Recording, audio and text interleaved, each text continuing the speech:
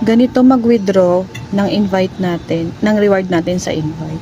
Bali may nag-notice na may pumasok na incentive na nag-join sa Word App. Maraming salamat po kung sino po man yun nag-join na yun at nakakuha po tayo ng magkano yun? 600 reward. Input niya yung ano namin, invite code namin. Kaya Yan. Click meron na natin kaming yung Word App. reward. Yan, may reward. The same din yung gagawin natin kung paano yung ginagawa natin mag-cash out ng 30 token. Ngayon, pupunta na kami dito. WorldCoin price. Ayan na ang reward invite namin. Bali 600 lang yan dahil yung 4 pesos yata dyan is galing sa mga airdrop. Oo, nag-airdrop kasi kami. Bali, Ngayon, i-withdraw na namin. Click nyo yung 3 dot sa gilid. Same process, withdraw. Withdraw. WorldCoin to crypto app. Ito Dati yung na dating pinagsenda natin ng G-crypto natin sa GCash.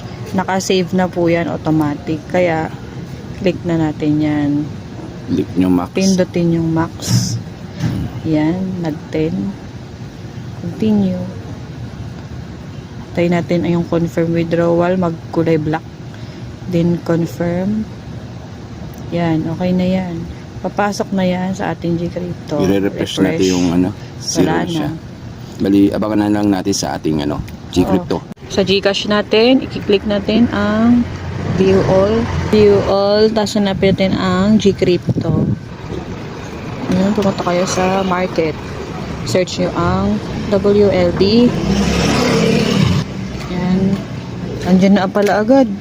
Sell Kaya, natin. sell natin. Pag sell natin, dapat mabilis tayo dito. Yan, Ito, 10.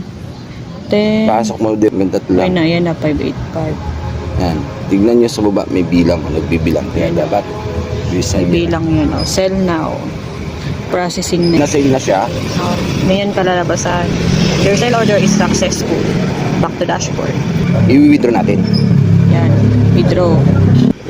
Pala. Continue. OTP. OTP sa Gmail nyo. Ayun, yung OTP. Sa taas. Okay, successful. Okay na. May laman na. Yay!